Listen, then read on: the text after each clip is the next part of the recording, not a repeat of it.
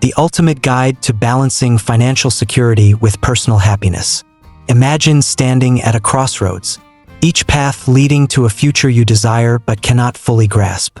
On one side lies financial security, a fortress of stability where bills are paid, investments flourish, and the future feels safe.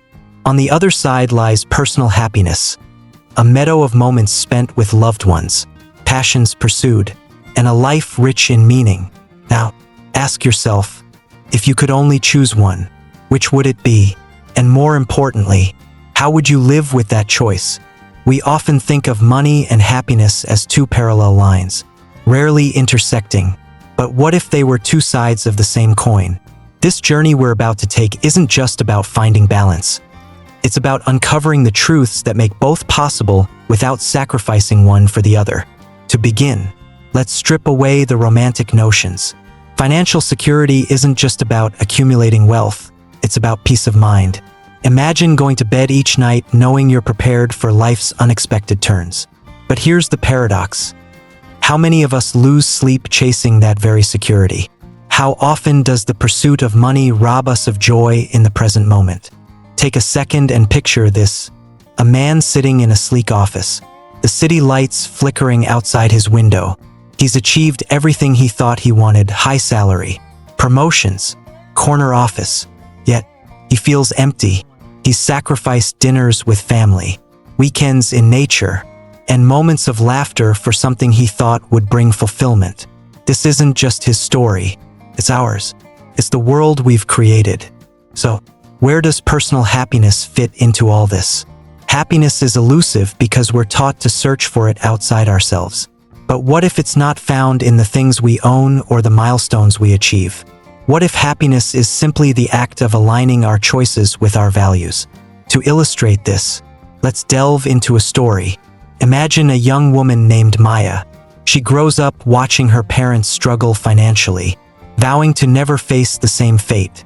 Maya works tirelessly, builds her career, and saves every penny. By her late 30s, she's financially secure but deeply lonely. One day, she visits her childhood home and stumbles upon an old photograph of her family at a park.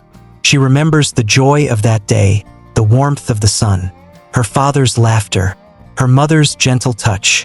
It hits her like a thunderbolt.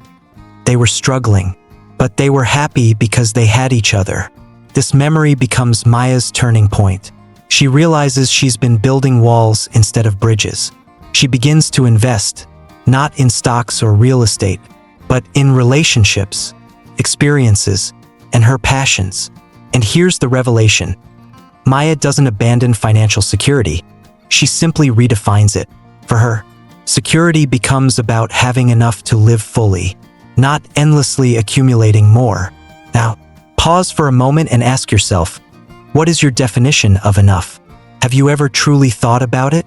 Or are you chasing a number without questioning its meaning? This brings us to a profound truth. Balancing financial security with personal happiness isn't about compromise. It's about clarity. It's about understanding what truly matters to you and building your life around those values. But this clarity doesn't come easily. It requires us to confront our fears, question societal norms, and embrace vulnerability. Here's an exercise to ground this idea. Close your eyes and imagine your ideal day, not your ideal life. Just one day. What are you doing? Who are you with? How does it feel? When you open your eyes, write it down. Now ask yourself, is the life you're living today bringing you closer to that day or pulling you further away? The philosopher Epictetus once said, "Wealth consists not in having great possessions, but in having few wants." This isn't an argument against ambition, but a reminder to distinguish between desires and necessities. Think of your financial goals as a garden. Are you planting seeds that will nourish you or weeds that will consume your time and energy? And yet, the pursuit of balance isn't without conflict. There will be days when your heart pulls one way and your mind another. Here's where wisdom comes into play. Remember this, the dichotomy of control.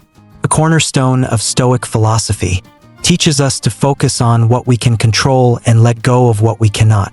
You cannot control the economy or the actions of others, but you can control your spending habits, your career choices, and your attitude toward money. As we move deeper into this journey, let me leave you with a challenge. What would happen if you treated your time the way you treat your money? Would you spend it differently? Would you invest it in people and experiences that truly matter? Or would you waste it chasing things that don't? The invisible cost of happiness. Why financial freedom isn't always free. When we talk about financial freedom, it often comes wrapped in a seductive package. The idea of a life without limitations. No worrying about bills. No hesitations about big purchases. No fear of the future. But beneath this alluring vision lies a hidden question. What are we sacrificing to achieve it? Imagine a man named Daniel. He's a disciplined saver, meticulously tracking every penny, diligently investing, and prioritizing his financial future above all else. Daniel believes he's doing everything right after all. Isn't financial freedom the ultimate goal? But one evening, while sorting through old photos, he stumbles upon a picture of his daughter's 10th birthday. He pauses. He can't remember being there. The photo shows her blowing out candles, surrounded by friends, but he was likely at work, securing their financial future. Daniel's story isn't unique. It's the silent cost many pay in the relentless pursuit of freedom. And here's the irony. Freedom, by definition, isn't supposed to feel like captivity. Now, let's dig deeper. What drives this obsession with financial freedom? Is it fear? Fear of instability? Fear of failure? Fear of not measuring up? Or is it the illusion that once we reach a certain point, everything will magically fall into place? This raises a profound question. Are we using money as a shield against life, or as a tool to enhance it? Here's a truth that might unsettle you. Financial freedom is never truly free. It comes at the cost of time, relationships, and sometimes even happiness. The question isn't whether it's worth it. It's whether the price you're paying aligns with your values. Consider this: a young couple, Alex and Emma, dream of retiring early. They adopt an extreme frugality lifestyle, no vacations, no dining out, no splurges.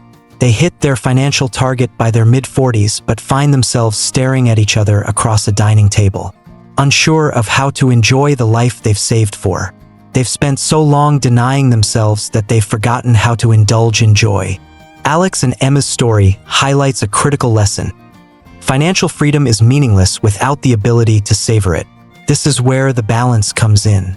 Financial goals are vital, but so is the journey toward them.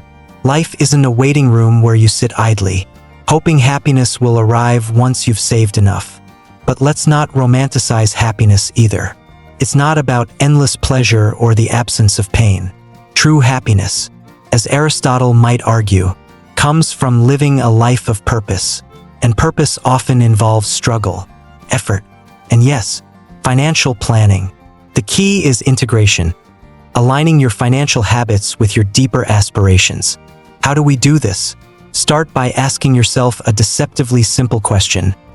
What am I really working for?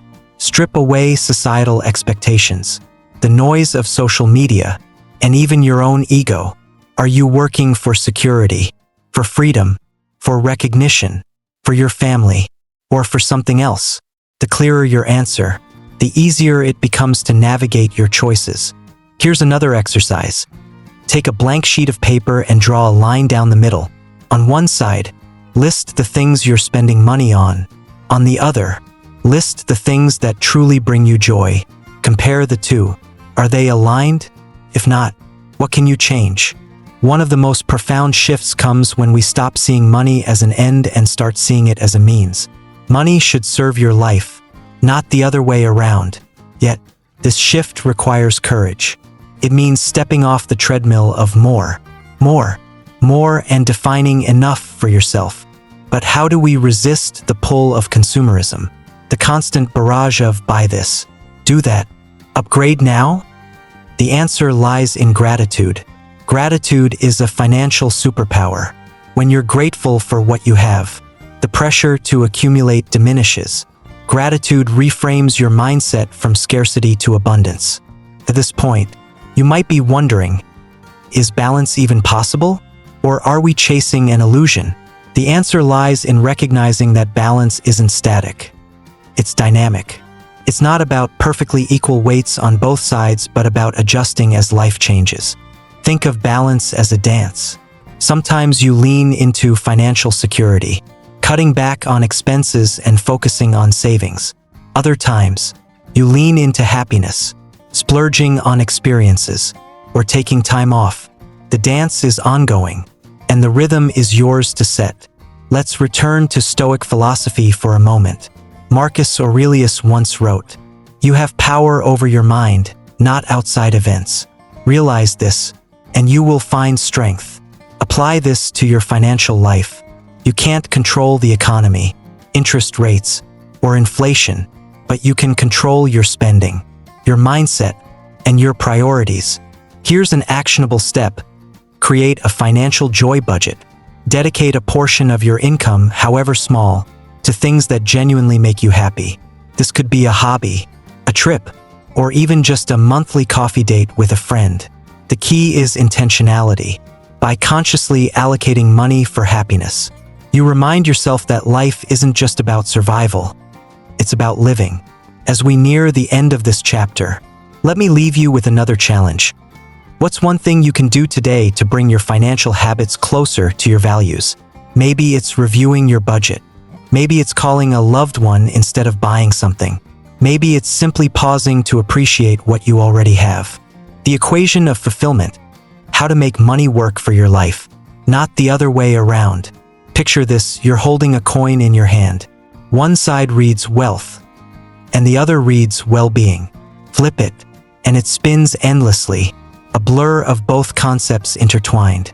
In that moment, you realize this coin represents your life. Now ask yourself, are you in control of the coin, or is it controlling you? Let's start with a story. There's a man named Ethan, a self-made entrepreneur who built his business from scratch. For years, he believed that financial success would solve everything: stress, insecurity, and even unhappiness. And in many ways, it did. He could afford a beautiful home, travel to exotic places, and provide his family with everything they needed. Yet, in the quiet moments, Ethan felt something was missing. He realized that while he had mastered the art of making money, he hadn't mastered the art of living. Ethan's story is all too common. Many of us pour so much energy into earning money that we forget why we're earning it in the first place. This isn't to diminish the importance of financial security. It's foundational. But money, by itself, is inert. It's a tool, not a destination. Now, let's talk about how to reverse this dynamic, how to make money work for you, not the other way around. The first step is understanding the concept of alignment. Think of your life as a three-legged stool, with financial health, personal happiness, and purpose as the legs. If one leg is too short or too long, the stool wobbles. The goal isn't perfection, it's stability. To find alignment, start by revisiting your values. What truly matters to you? Is it family, freedom, creativity, contribution, or something else? Write it down. Then, compare this list with how you're currently spending your time and money. If there's a disconnect, don't judge yourself, acknowledge it as a starting point for change. One powerful tool for alignment is the concept of life ROI. When you spend money, ask yourself, what is the return on this investment for my life? Will it bring lasting happiness, deepen relationships, or contribute to my growth? Or is it just a fleeting indulgence? Take Sarah, for example. She used to spend impulsively on clothes and gadgets, thinking they would make her happy. But over time, she realized these purchases brought only temporary satisfaction. So, she made a shift. Instead of buying things, she started investing in experiences, like cooking classes with her partner and weekend hikes with friends. The result? A richer, more fulfilling life, without needing to earn more money. But what about saving for the future? Isn't it risky to prioritize happiness today when tomorrow is uncertain? This is a valid concern. and it highlights the delicate balance between living in the present and preparing for the future. Here's the answer. It's not an either/, or it's a both/, and consider this. Imagine your financial life as a tree. The roots represent your savings and investments, providing stability and security. The branches and leaves represent your daily joys and experiences, bringing vibrancy and meaning to your life. If you only focus on the roots, the tree won't grow. If you neglect the roots, the tree won't survive. The key is nurturing both. Now let's address the elephant in the room. Fear. Fear of not having enough. Fear of losing what you have. Fear of the unknown. Fear can be a powerful motivator, but it's also a thief. It steals your ability to live fully in the present. So how do we overcome it? One approach is reframing your mindset around scarcity and abundance. Scarcity says, "I'll never have enough." Abundance says, "I have enough to share." Scarcity clings tightly to every dollar, while abundance trusts in the flow of giving and receiving. This isn't just philosophy, it's practical. Studies show that acts of generosity, no matter how small, create a sense of wealth and well-being. Here's a challenge this week. Spend a small amount of money on someone else, buy a coffee for a stranger, donate to a cause you care about, or surprise a friend with a thoughtful gift. Notice how it makes you feel. Chances are, it will bring you more joy than if you had spent that money on yourself. Finally, let's talk about redefining success. Too often, success is measured by external markers, income, possessions, status. But what if we measured success by how well we align our actions with our values? By how much time we spend doing what we love? By the depth of our relationships and the impact we have on others? Redefining success is liberating. It frees you from the endless chase for more and allows you to focus on what truly matters. And when you do, something magical happens. Money becomes a servant, not a master. It becomes a means to build the life you want, not a barrier to it. As we close this chapter, let me leave you with a question. If you knew you had just 1 year to live, how would you spend your time and money? Would you live differently than you are now? If the answer is yes, what's stopping you from starting today? Thank you for staying with me on this journey. Together, we've explored how to balance financial security with personal happiness, peeling back the layers of what truly matters. The next step is yours to take. Remember, the goal isn't to find balance once, it's to keep finding it, again and again. As life unfolds, the art of living lies not in perfection but in the pursuit of alignment.